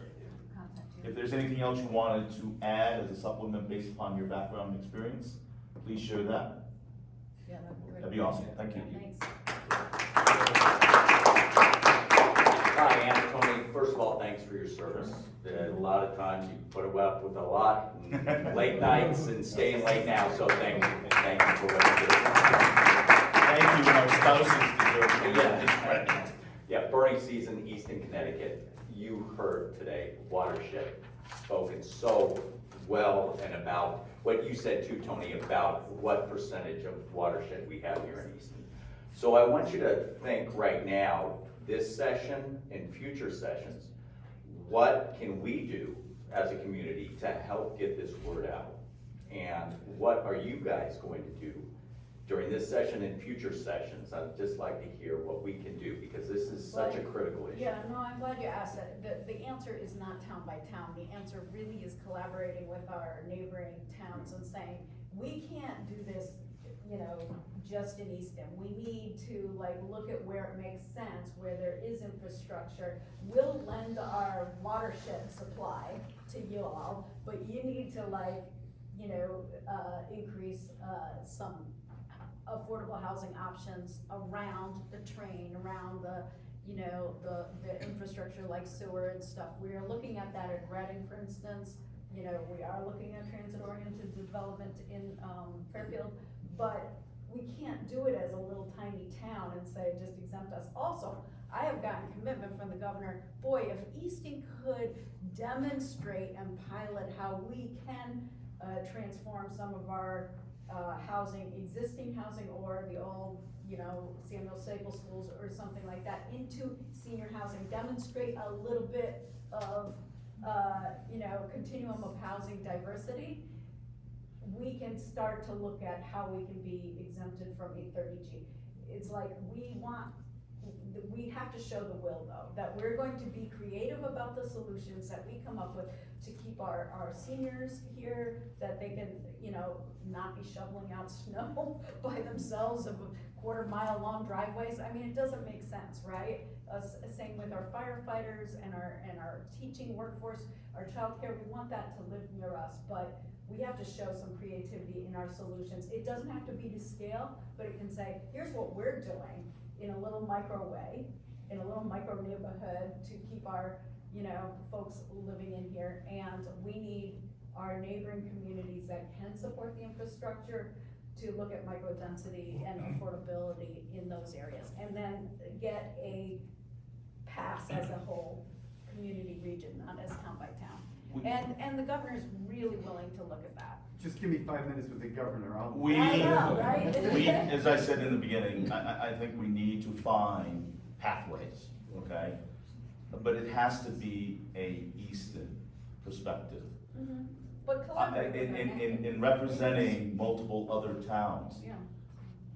to say other towns who have their own pressure Yeah. of housing density, who have their own incredible pressures of infrastructure, aging, and compatibility and accountability. You're from Fairfield, like I am. We have an aging water control pollution infrastructure. To say other towns will offload the burden on Easton is not understanding the unique structure of this town. It's over 70% watershed. There's a reason. Right. Go to Westchester, by the reservoirs, Westchester, New York, some of the most progressive policies, they have emphatically understood that watershed areas deserve special protection because they serve as a buffer from our waterway protection. That is the only way. So to say that Easton needs to kind of buddy up, does not understand the unique circumstances geologically, environmentally of Easton. Yes, we can look at different pockets. We don't have sewage. Right, but you So said, we're not a no, we're saying. We're not a no, What are our but you solutions? need to understand from Hartford that when 70+%, and I would even dare close to creeping 80, are watershed, Yeah. then you cannot put density. And then you're We're being not talking accused, about- but you're being accused of being exclusionary. Right. You're being accused of being racially discriminatory. Yes. And that to certain residents is offensive, but it also creates a chilling effect for anybody opposing it. Right, that's right. Here is what's important. We want to create affordable, accessible, and diverse housing. That's right, yeah. De-restriction caveats need to be reconsidered. Right. AMI standards, average median income, should be a basis in regards to affordability. We have many seniors that live in fixed income and struggle to make those standards. Some of those aspects fit under, but we have under 830G, a 30-year-old legislation, well-intentioned, that has not worked, okay? That requires a de-restriction in order to count toward 830G. We gotta find solutions, but let's be clear. Easton is unique from Fairfield. Right. It is unique from Reading. Right. It is unique from Newtown. It is unique from Bridgeport. And you need to respect the perspective and then work with the town to meet the challenges, not the size of 830G, one size fits all. I'm looking at you as a number ratio. Right. Okay? And then when you don't meet the number ratio, make accusations and labeling That's right. to drive people to that. So again, solutions, not labeling, Right. and not derogatory insinuations to the intent of the people in this community. You know, I think it's important. Look, I grew up when I came to this country in a federal housing project. I know how important accessible housing is, but let's be clear. None of the things that we're building down in Fairfield that I represent, in Fairfield Metro, are affordable. No, no. We are building density, not affordable and accessible and diverse housing. We still need 30G, but if we can use that timing to start to show what creative solutions are we doing as towns, then we can set the stage for repealing. But Ann, it is important for us in representing our community to be a strong voice in articulating the difference and to defend the community against the accusations that they are exclusive. And that's, And what I you're think saying is people what take we want, offense is to that passion. So Both of you bring us, that passion. so for us as representative, and I'm gonna give a big shout out to Representative Tony Scott, who represents Monroe and Easton, who sits as the ranking on housing.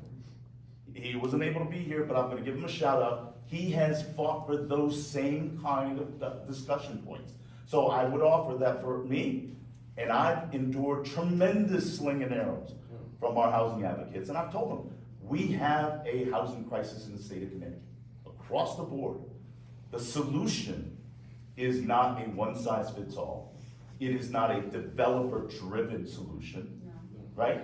But I will represent Easton, and I will advocate and fight to make sure that when we go through these processes, it is not one-size-fits-all, that disregards and disrespects the character, and that's a dirty word now, character. But I'm gonna change it, and I'm not gonna use character, the environmental impact. And the tax impact, because one of the things I never heard anybody say. I'm gonna is use you more add- character, you add the all these environmental houses, and your watershed tax bill, impact in our and it's not community affordable. needs to be respected.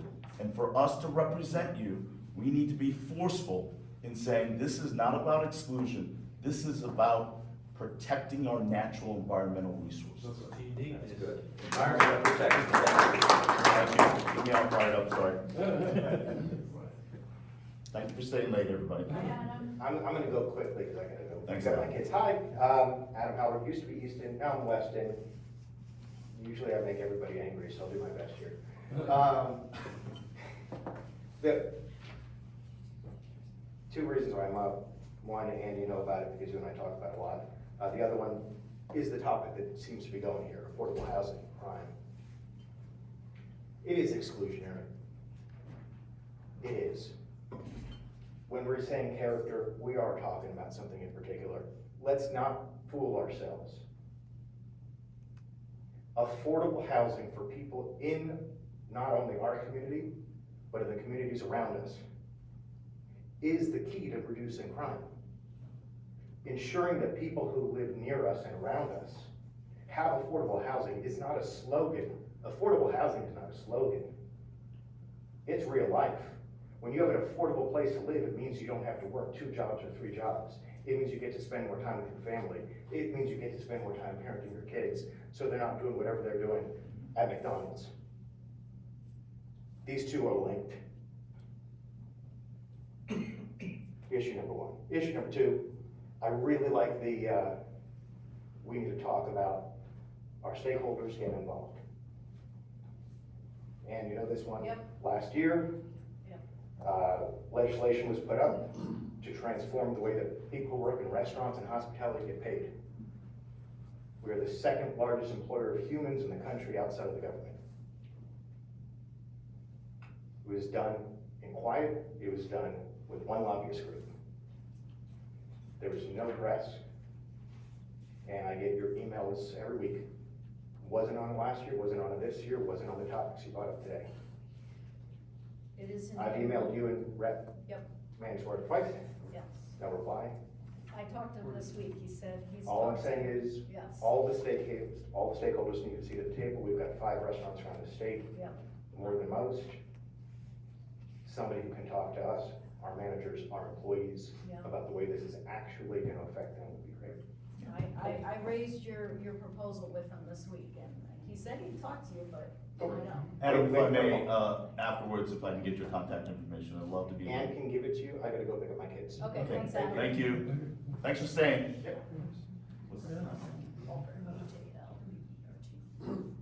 Hi, my name is George, I'm from Fairfield.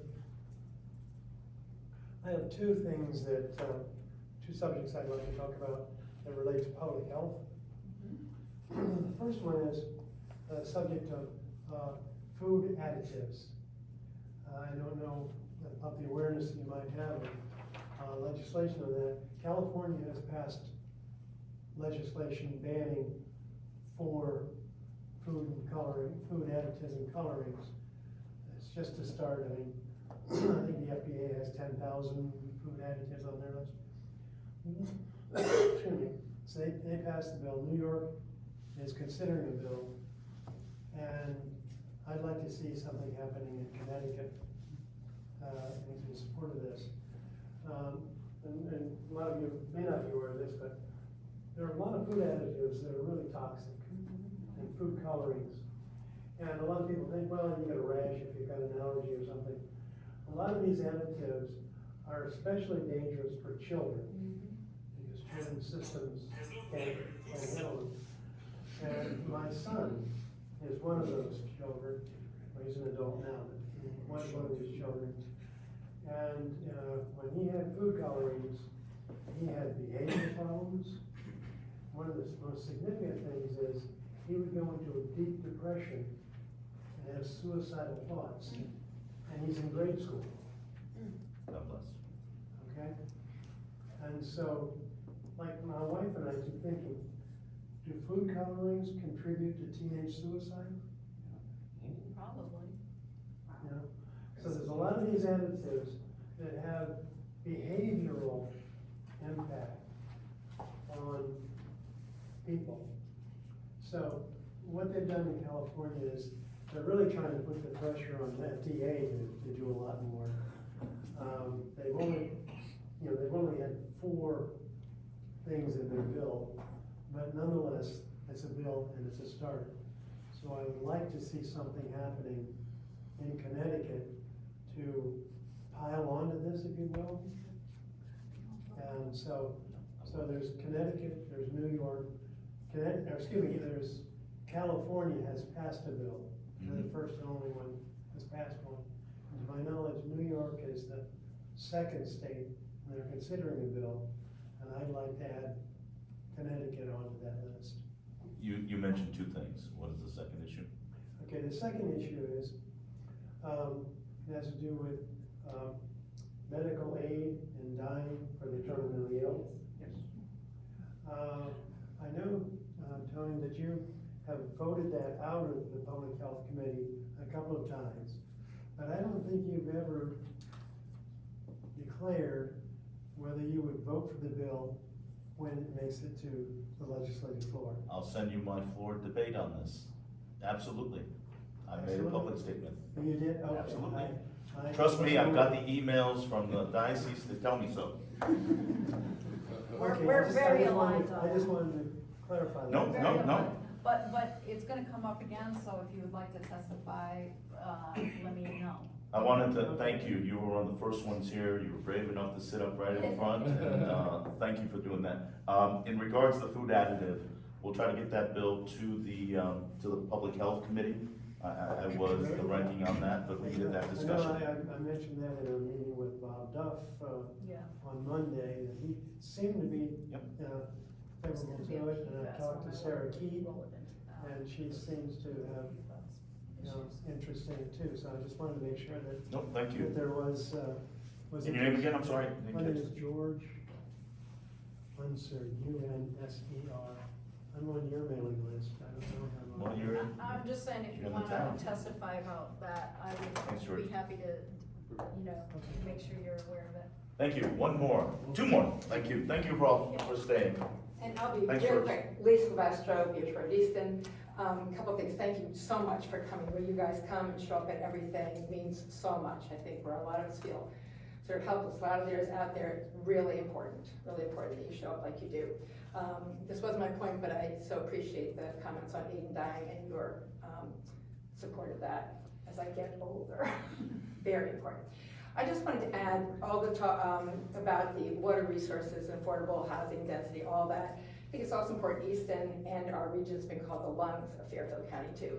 And I think climate change is not something we can mess with.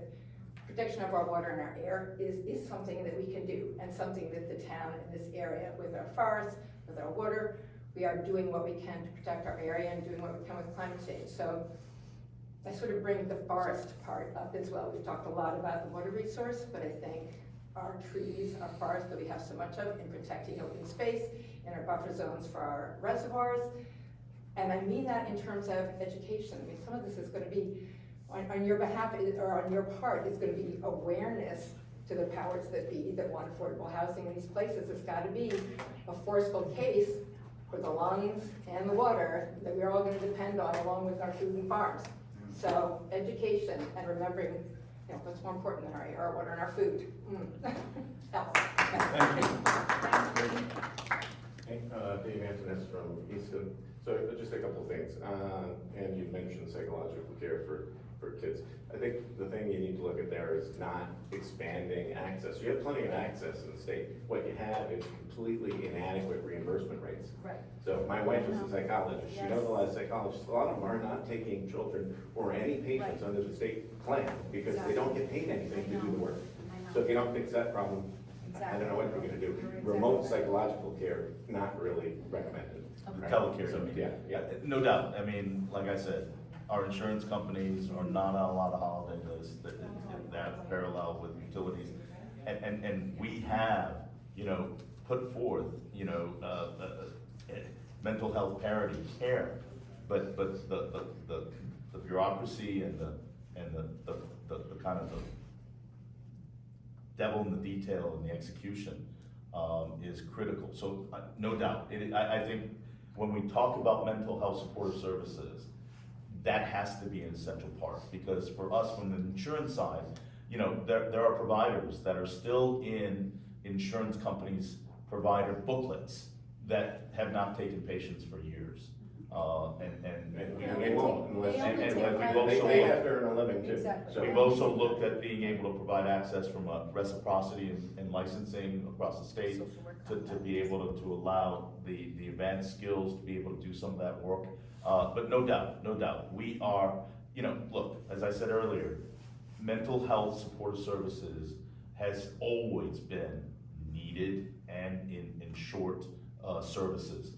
But what COVID did in its isolation and its impact on our seniors, the general population, and our young, because of the requirements that we imposed on them, has kind of exasperated it and pushed that out into real uncomfortable transparency.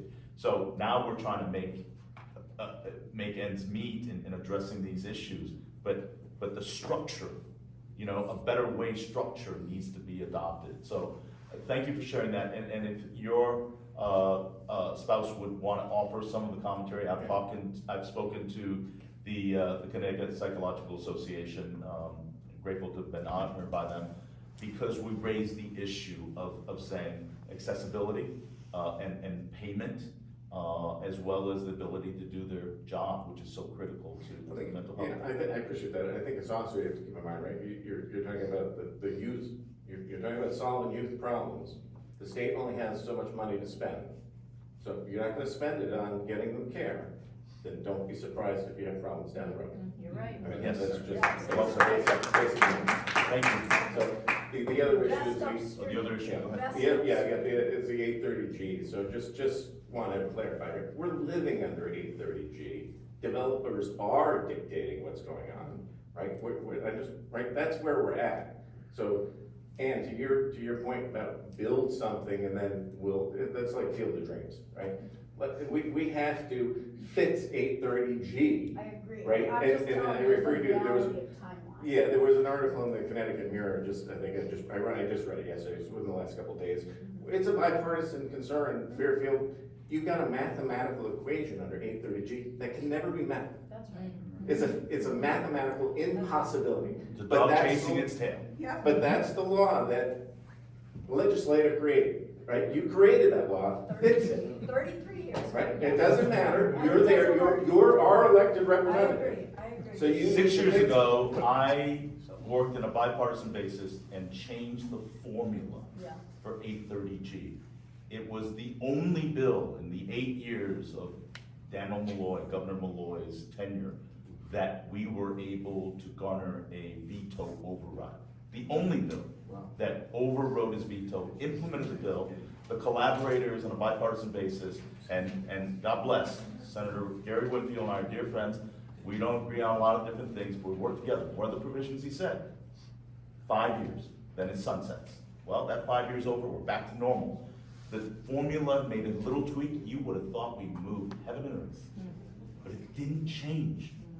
Again, when I talk about it, it has to be a better way, it has to be a different way, but ultimately, unless we find solutions where both sides get together, you're gonna have roadblocks, and you're gonna use exclusion, and you're gonna use race as the hammer into communities. And I find that in most cases, inconsistent and unfair for many of the communities that are being insinuated. Yeah, so, I mean, I guess, right, you as our representatives, I guess I'd like to get you on the record. Are you in favor of overhauling 830G and eliminating it, and reconstituting whatever else is fair to Easton and rest in the other watershed towns? Because, yeah, there's a problem here, and it keeps getting ignored. The longer it gets ignored, the more likely we're gonna have a forced development, and once that happens, Right. game's over. I know. Well, The public will is here, though. The public will is like, we want to be part of the solution. I would be And I happy to appreciate offer it, and you know what, in a measure of bipartisanship, I would love to author a joint bill proposal with Representative Hughes and Representative Scott to revise 830G. So we'll get that done, you know, give us your contact information. We'll do it. Just one. Months. Shut down Hartford and Bridgeport. Ask them where their water's coming That's because from. it has to be comprehensive, though. It can't just be about us. That's what I'm saying, is where's the collective will here? And I hear it here. I hear we want to be part of the solution. We don't want to just say, exempt us from doing nothing. No, This is what I'm hearing. I'm hearing we want to do something that works for us. I think I made it clear that we have to get compromised, even Right. with the We have criticism to of do Mr. something Dwight. that works for us. We have to find solutions, but that being said, That's right. I think the 830G needs to respect watershed communities. Yeah. So that has to be a respect and consideration that there are not just, you know, economic dynamics here. There are geological, environmental, and public health. So if you read the statute of 830G, the only exception that is allowed, it is not height, it is not density, it doesn't even consider much of environmental concerns. The only consideration that they will allow for our planning and zoning to reject is public safety. So, to me, if you are building density in watershed areas, you will expose the community to the public health and safety of the water supply. Yeah, we need to. But your wording is not quite right. Your wording was the communities, the region, the entire state's water system depends on the towns with the watershed to make sure everybody's water is good, because if you don't have potable water, you cannot transfer title. But it comes from the origination point, and as the representative of Easton, we are an origination point. Right, but everybody's vested as a vested. And everybody's public health is a consideration. That somehow that's been lost in the shuffle, but, Yeah, so well, thank you.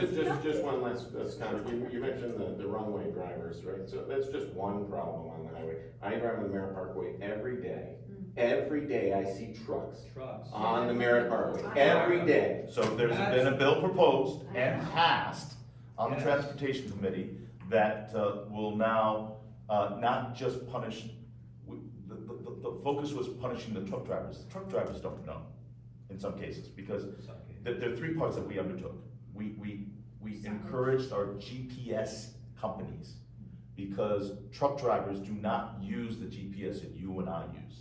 You know, I'm just to be clear, I'm not just talking about 18-wheelers. I'm talking about trucks of all sizes that should, and dragging trailers that should not be on the Merritt Parkway, and there is no enforcement. Well, it should be on there, but I think one of the provisions we did do is that the company that owns those trucks would be assessed a penalty. That was really some good work by the judicial department in collaboration with transportation. I think it's the point I'm trying to make is, they're going to kill someone. They don't belong there. And you get people driving on the Merritt Parkway in trucks at high rates of speeds with cars that don't expect them to be there. That's right. Yep. And that's just as deadly as somebody getting on the highway in a wrong way. And probably more easily fixed, because you can pull their license and get them off the roads. Exactly. I think. Thank you. Yeah. Well, thanks for bringing that up. That's one issue I knew I wanted to talk about for time. You know what, I see David, it. we're gonna follow up and get your contact information, we'll keep you updated, thank you. Thank you all for staying, it's 5 o'clock, and, I don't mind, but there is a football game going on. All right, I'm gonna be really short. I'm Leslie Manassi, I'm from Easton. Your point is so well taken. There's no enforcement. I mean, the laws are the laws, but there's no enforcement on the Merritt Parkway.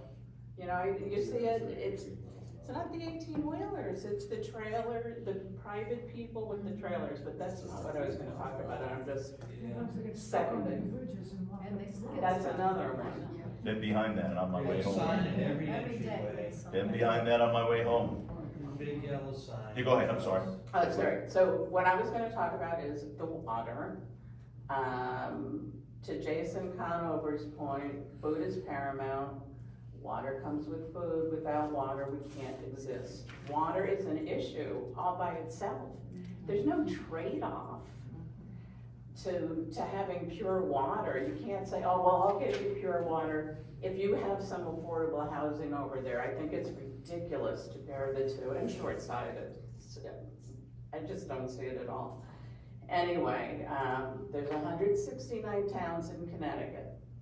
14 towns provide more than 70%, 14 towns, excuse me, are 70% or more watershed.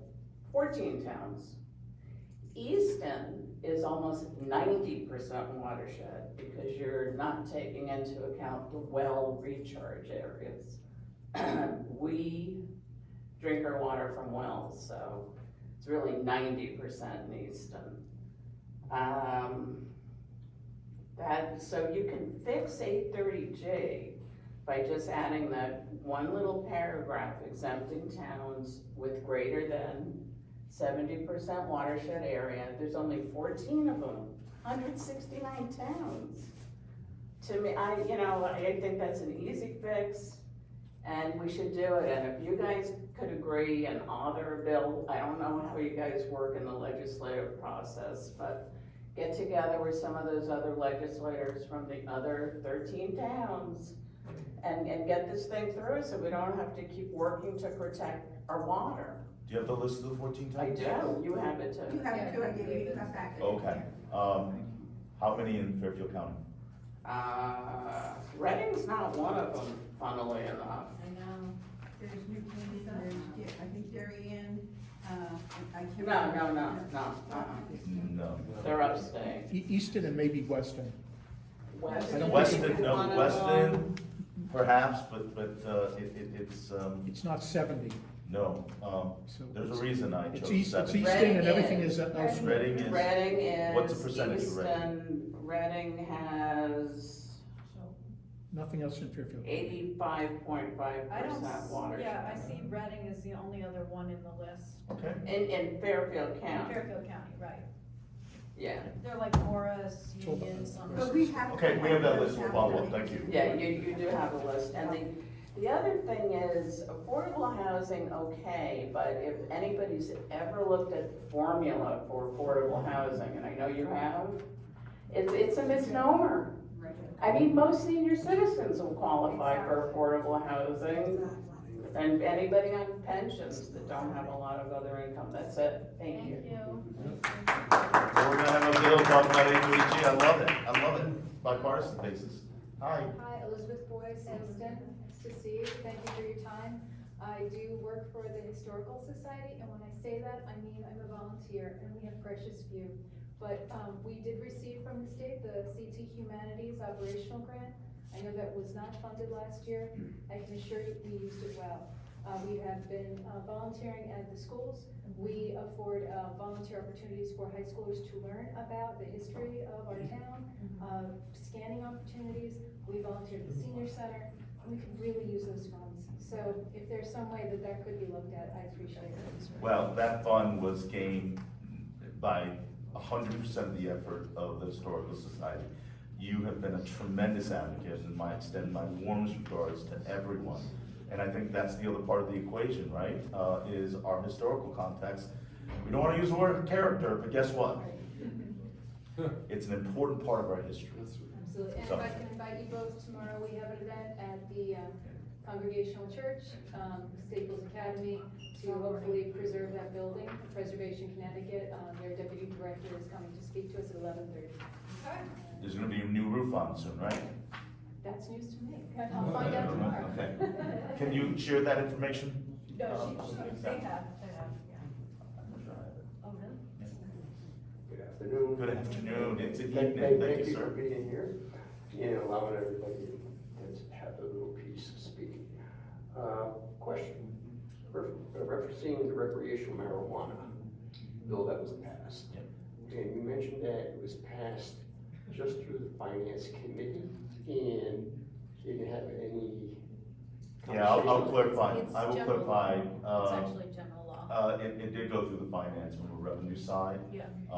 It went through general law actually general law looked at it from an application standpoint, but it went to joint committees. But ultimately, the legislative body in the House and the Senate voted to pass it out, and the governor signed it. But what's remarkable is in sitting in committees of public health, never went through. The Commissioner of Public Health never testified as to its merits or detriment. We also looked at it from a standpoint of education committee, dealing with the development aspect of our young people. You know, Representative Hughes talked about the epidemic of fentanyl. It is a scourge and fatal impact on our society. Then I offer the same idea, and my frustration is, so why are we legalizing another federally banned substance that could potentially impact and lead? What are some of the most latent fentanyl cases? They are laced into marijuana. They're laced into other illegal substances. So for us, and I go again, it went in finance, and the drive of it was social equity and revenue.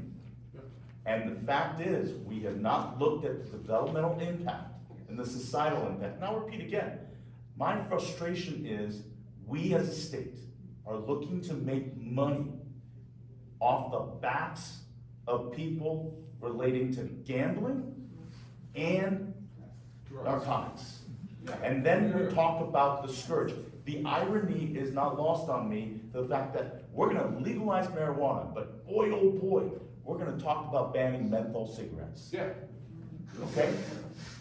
You're right, I also believe that cigarettes are bad and our vaping mechanisms are horrible scourges on health. I agree with that. But you know what? Then why are we legalizing a controlled substance in a federal government? Because it's non-toxic. Okay. Thank you. Thank you very much. Thank you, guys.